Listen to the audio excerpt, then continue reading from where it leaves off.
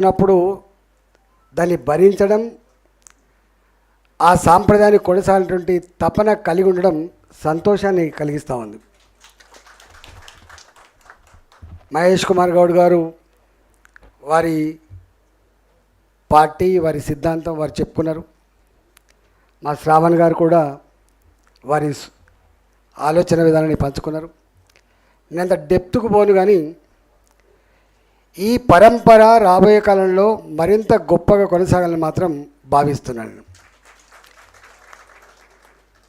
కొన్ని మూల సూత్రాలు ఉంటాయి. E=mc² ఎంత సత్యమో రాజకీయాల్లో కూడా కొన్ని మూల సూత్రాలు ఉంటాయి. అడుక్కుంటే వచ్చేది కాయో పండో మాత్రమే, పోరాడితే వచ్చేది మాత్రమే హక్కులు అంటారు. ఇది సార్వజనిక సూత్రం.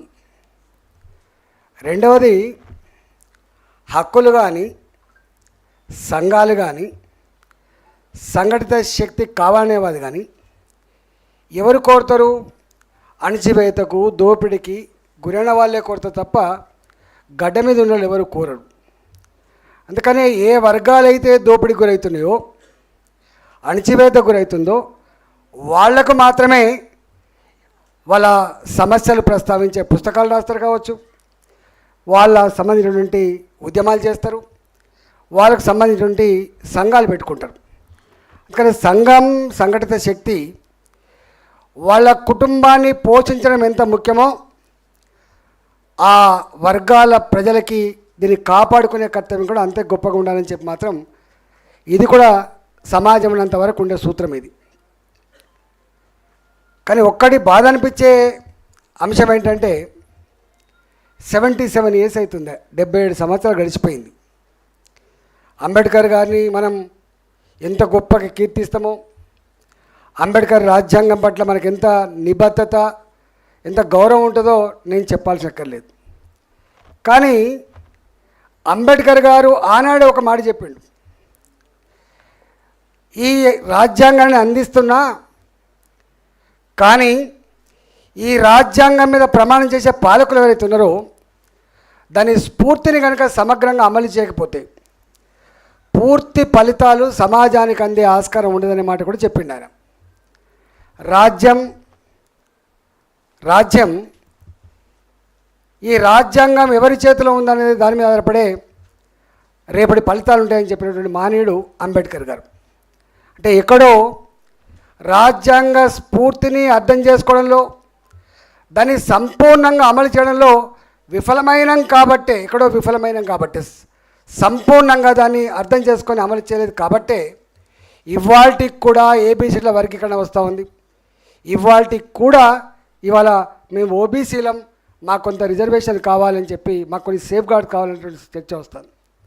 కానీ అంబేద్కర్ గారు మాత్రం ఒక 20 సంవత్సరాల కాలంలో, 30 ఏళ్ళ కాలంలో నా దేశం కులాలు లేని, మతాలు లేని, అంతరాలు లేని ఒక సమసమాజం ఏర్పడుతుందని చెప్పి ప్రవచించిండ్రో అది మాత్రం ఇవాల్టికి అందలే. That is sad part the democracy, Indian democracy. అందువల్ల అంటే వారు చెప్పిన మాట ప్రకారంగానే దాన్ని అర్థం చేసుకోవడంలో, సంపూర్ణంగా అమలు చేయడంలో ఎక్కడో లోపం ఉంది కాబట్టి జరిగింది. నేను అప్పుడప్పుడు ఒక మాట అంటా, అన్నిటికీ మెరిట్ ఉంటుంది. ఇంజనీర్ కావాలన్నా మెరిట్ కావాలి, ఒక ఐఏఎస్ ఆఫీసర్ కావాలన్నా మెరిట్ కావాలి, ఒక ఐపీఎస్ ఆఫీసర్ కావాలన్నా కూడా మెరిట్ కావాలి. కానీ రాజకీయ నాయకులు కూడా మెరిట్ కావాలని చెప్పి అంటున్నాను. మనం రాజకీయ నాయకులు కూడా మెరిట్ కావాలి. ఆ మెరిట్ ఈ సమాజంలో ఉన్నటువంటి అన్ని వర్గాల ప్రజల జీవితాల పట్ల సంపూర్ణమైన అవగాహన కలిగిన మెరిట్ కావాలి. రాజ్యాంగ స్ఫూర్తిని సమగ్రంగా అర్థం చేసుకునే మెరిట్ కావాలి. రాజ్యాంగం ఎవరి కోసం పనిచేయానో అమలు చేసే మెరిట్ కనుక లేకపోతే ఇది పతనమైనటువంటి ఆస్కారం ఉంటుంది. అందుకనే ఇవాళ ఒక వ్యక్తి డాక్టర్గా విఫలమైతే కొంత నష్టం జరుగుతుండొచ్చు, కానీ సామాజిక న్యాయాన్ని ఆచరించే పొలిటికల్ సిస్టమ్ కనుక విఫలమైతే సమాజమే కూలిపోద్దడానికి అనేక ఉదంతాలు ఉన్నాయి, మన కళ్ళ ముందు కనపడతా ఉంది. ఇవాళ వారు చెప్పిండ్రు, మహేష్ కుమార్ గారు, నేను ఆ లోతులోకి పోను. నేను మోడీ గారి గురించి ఒక మాట చెప్పాలనుకున్నాను. వారు ఓబీసీ అంటే కొంతమంది ఇట్లా కాదు అట్లా కాదు ఏం మాట్లాడుతారో అక్కెళ్ళిన సబ్జెక్ట్. ఇక్కడ ఇష్యూ రిజర్వేషన్ల వల్లనే మెరిడిపోతుందని ఒక చర్చ ఉండే ఇంతకుముందు. ఇవాళ చర్చ లేదు, ఎందుకంటే క్యాపిటల్ ఫీజు వచ్చిన తర్వాత డబ్బులు ఎవరుంటే వాళ్ళు ఇంజనీరింగ్ సీట్ కొనుక్కుంటారు, డబ్బులు ఎవరుంటే వాళ్ళు ఒక మెడికల్ సీట్ కొనుక్కుంటారు, అది వేరే విషయం. ఇలా ఆ మెరిట్ చర్చ లేదు. ఒకప్పుడు ఇది పెద్ద చర్చ జరిగేది, అవమానకరంగా ఉండేది, ఆ చర్చ లేదు. కానీ రాజకీయాలలో ఈ వర్గాలకు అధికారం వస్తే ఎట్లా ఉంటుందో బీహార్లో కర్పూరి ఠాకూర్ గారు వారు చూపించిన స్ఫూర్తి దేశానికే ఒక మార్గాన్ని ఇచ్చింది. ఇవాళ తమిళనాడులో కూడా మనం చూస్తూ ఉన్నాం. ఒక కరుణానిధి, వాళ్ళు ఏ కుటుంబంలో పుట్టిండ్రు, ఎక్కడి నుంచి వచ్చిండ్రు, ఇవాళ సామెతలు ఉంటాయి, గివిళ్ళకు కూడా అనేటువంటి సామెతలు ఉంటాయి. వీటన్నిటి కూడా అధిగమించి దేశానికి ఒక మంచి నాయకత్వ లక్షణాన్ని, అందులో మరీ ముఖ్యంగా సామాజిక కోణాన్ని అందించిన మహనీయులు ఇవాళ బీహార్లో చూసినాం, మనం తమిళనాడుకు చూసినాం. ఈ దేశంలో కూడా మనకు తెలుసు ఎలా రాజకీయాలు ఎంత టఫ్గా ఉన్నాయి. ఎందుకంటే టఫెస్ట్ జాబ్ అన్న గ్లోబ్ ఈజ్ పాలిటిక్స్ అంటాం ఇవాళ, టఫెస్ట్ జాబ్ ఇవాళ. కానీ ఆ టఫెస్ట్ జాబ్ అనేటువంటి ఈ రోజులలో ఇంతమంది వారు చెప్పిండ్రు, ఒకప్పుడు విద్యార్థులకు కూడా సంఘాలు ఉండేటివి, సామాజిక స్పృహ ఉండేది. ఇవాళ పెద్దలు ఎట్లయితే స్పందిస్తూ ఉన్నారో విషయాల మీద విద్యార్థులు కూడా స్పందించే నేచర్ ఉండేది. కానీ అన్ఫార్చునేట్ థింగ్ ఏంటంటే ఇవాళ విద్యార్థి లోకం ఇవాళ కంప్యూటర్ మైకోలో పోతూ ఉంది, ఇంకో అకాడమిక్ ఓరియంటేషన్లో పోతూ ఉంది, లేకపోతే చదువు కుటుంబాన్ని ఓరియంటేషన్ పోతూ ఉంది. సామాజిక స్పృహ తగ్గిపోతున్నటువంటి ఈ కాలం అంటున్నాం మనం. ఇవాళ గా కాలంలో ఇవాళ సంకీర్ణ రాజకీయాలు ఉన్నటువంటి ఈ కాలంలో మోడీ లాంటి వ్యక్తి దేశానికి ప్రధానమంత్రి అయ్యిండు. అయితే ఒక 20 నాకు తెలిసి దేశ చరిత్రలో ఎప్పుడు కూడా ఇంతమంది కేంద్రంలో మంత్రులున్న సందర్భాల్లో ఓబీసీలకు 27 మందిని ఓబీసీ మంత్రులు చేసే చరిత్ర కూడా మోడీ గారికి దక్కింది. ఇవాళ మనం చూస్తూ ఉన్నాం. అంటే సామాన్యుడు, ఆకలితో ఉన్నవాడు, సమస్యల నుంచి వచ్చినవాడు లీడర్ అయితే ఎట్లా ఉంటుందో ఇవాళ దానికి ఒక ప్రత్యక్ష నిదర్శనం దేశంలో మనం చూస్తాం. ఒక 20 ఏళ్ళ క్రితం 15 ఏళ్ళ క్రితం ఊళ్ళలో పోతూ ఉంటే మనం అటుపక్క ఇటుపక్క రోడ్ల పక్కకు బయలుభూమి పెట్టేటువంటి దరిద్రం ఉండే. ఏ కంప్యూటర్ అని మనం చెప్పుకుంటున్నామో ఇవాళ today is the era of computer science అని చెప్పుకున్నామో, రాకెట్ సైన్స్ యుగం అని చెప్తున్నామో. ఈ రాకెట్ సైన్స్ యుగంలో గిన్ని లక్షల కోట్ల బడ్జెట్ ఉన్నప్పటికీ కూడా నా గ్రామీణ ప్రాంతాల్లో ఉన్న మహిళలకు కనీసం బయలుభూమి పోవడానికి ఒక టాయిలెట్ లేని పరిస్థితి మనం చూస్తూ ఉన్నాం. ఇవాళకి ఒక గుడి లేని పరిస్థితి మనం చూస్తూ ఉన్నాం. ఎక్కడున్నాం మనం? గా పరిస్థితులలో ఇవాళ అది చిన్నదే కావచ్చు, అది 10,000 రూపాయల 15,000 రూపాయలు కాదు. నా భారతదేశ మహిళల గౌరవాన్ని కాపాడడానికి ఇవాళ స్వచ్ఛ భారత్ కింద టాయిలెట్ కట్టించేటువంటి ఆలోచన చేసినాం. అది ఎన్ని వేల కోట్ల గురించి మాట్లాడుతున్నాం, కానీ అది దాంట్లో ఎంత సుదీర్ఘమైన ఆలోచన ఉంది, ఎంత డిగ్నిటీ ఉందో ఒకసారి అర్థం చేసుకోండి. అంటే సామాన్యుడు, నేను సోషల్ వెల్ఫేర్ హాస్టల్ చదువుకున్నా, నేను చదువుకున్న రోజులలో కటోతో అన్నం కొలిసి పెట్టినప్పుడు, ఆ అన్నంలో పురుగులు వస్తున్నప్పుడు, రాళ్ళు వస్తున్నప్పుడు, ఆ అన్నం ఉడికంది ఉన్నప్పుడు నా కళ్ళలో నీళ్ళు వచ్చేది. నేను రాష్ట్రానికి ఆర్థిక మంత్రి అయినా. నేను ఆర్థిక మంత్రి అయిన తర్వాత నేను ఫస్ట్ తీసుకున్న నిర్ణయం, ఈ పిల్లలకి, ఎదుగుతున్న పిల్లలకి కటోతో బువ్వ కొలిసి పెట్టేటువంటిది ఇంకా ఎక్కడి యుగం ఇది, ఏం కాలం ఇది అని చెప్పి కడప నిండా అన్నం పెట్టే జీవో రావాలి. నెంబర్ 1. ఆ జీవోలో ఆ పిల్లలకి బీపీటీ సన్నబియ్యం అన్నమే పెట్టాలి.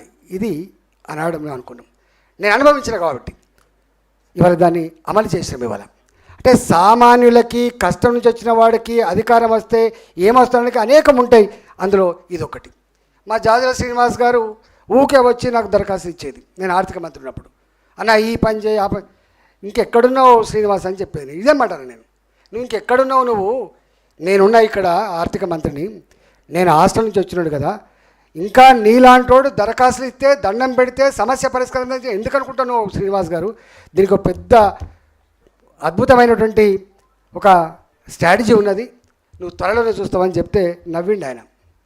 నేను స్వయంగా ఒక 40 రోజులు అనుకుంటా, నాకు తెలిసి ఒక 40 days ఏ వర్గాలైతే అసెంబ్లీ మెట్లెక్కలేదో, ఏ వర్గాలైతే అసెంబ్లీ ఇది మాది కాదని చెప్పి వాయించుకుందో, అలాంటి అన్ని కులాలను దాదాపుగా 60-70 కులాలు అనుకుంటా నాకు తెలిసి గింత పరిచయం ఉన్న కులాలను కూడా ఒక 40 రోజుల పాటు వాళ్ళతో మేము ఒక 10-12 గంటలు ప్రతినిత్యం ఇంటరాక్ట్ అయినాం. ఇక్కడ ఈ రాష్ట్రంలో శ్రీనివాస్ గారికి తెలుసు.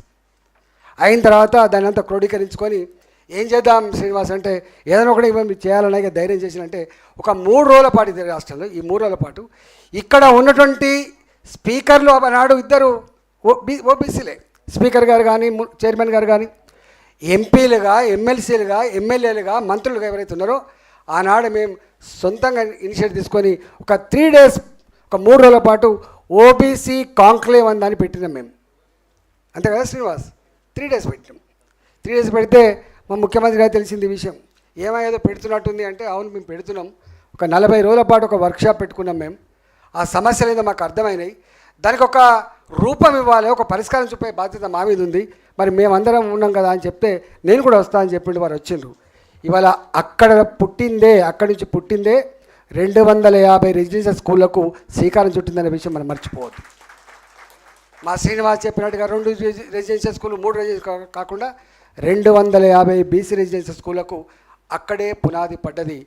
దానికి కారణం సంఘటిత శక్తి, ఐక్యత ఆనాడు. దాంతోపాటుగా ఆత్మగౌరవ బాణాలు కూడా 70. సరే అది ఇంకా కులాల పరంగా ఉంటామా లేదా నాకు తెలియదు, కానీ నేను చిన్నప్పుడు చూసిన ఇది గౌడ హాస్టల్, ఇది పద్మశాలి హాస్టల్, ఇది వైశ్య హాస్టల్, ఇది వెలమ హాస్టల్. ఈ హాస్టళ్లలో ఆ తెలంగాణ వ్యాప్తంగా కానీ ఆంధ్రప్రదేశ్ వ్యాప్తంగా ఆ హాస్టల్లో ఉండి చదువుకొని ఎంత గొప్పగా చూసాం. కాబట్టి ఈ సంస్కృతి సాంప్రదాయాలకి ఆ పిల్లలకి ఒక అడ్డా ఉండాలని చెప్పి అది కులాల పరంగా నువ్వు ఇష్టమున్నా లేకపోయినా, ఇంతకుముందు మహేష్ కుమార్ గారు చెప్పింది కాబట్టి నీకు ఇష్టమున్నా లేకపోయినా ఈ దేశంలో కులం అంటూ ఒకటి ఉంది కాబట్టి ఇవాళ ఆ కులాల పరంగా ఆత్మగౌరవ భవనాల కోసం కూడా అక్కడే అంకురార్పణ జరిగింది. అందువల్ల నేను విజ్ఞప్తి చేస్తున్నా, డెఫినెట్గా ఇవాళ సరి అయిన టైంలో ఈ బుక్ వచ్చింది అనుకుంటున్నాను. సరైన టైంలో వచ్చింది అనుకుంటున్నాను. ఒక గుడ్ థింగ్ ఏంటంటే చైతన్యానికి కొదవలేదు, త్యాగాలకు కొదవలేదు.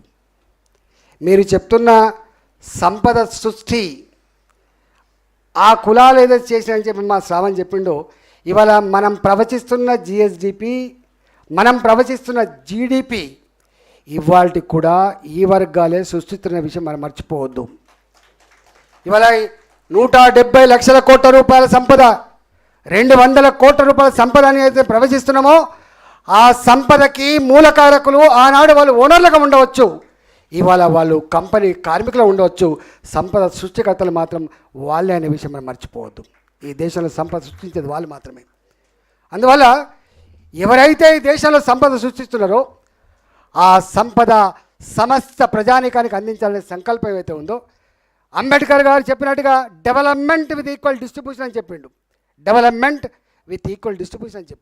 ఇవాళ ఆ సమస్త సంపదలు సమస్త ప్రజానీకానికి అందించాలంటే ఇగో ఈ మెరిట్ ఆ వర్గాలకు ఆ వర్గాలకు ఫలితాలు అందించే కమిట్మెంట్ ఉంటే సాధ్యమవుతుంది. కాబట్టి డెఫినెట్గా ఇవాళ ఇప్పుడున్న పరిస్థితుల్లో నేను చూస్తా ఉన్నా, విశ్వాసం కలిగిస్తే చాలు. గుర్తుపెట్టుకోండి, నాకు తెలిసి చైతన్యం లేక కాదు, గుడిసెల్లో ఉన్న మా కొమరన్న ఇంట్లో కూడా పీజీ చదివే పిల్లగాళ్ళు ఉన్నారు.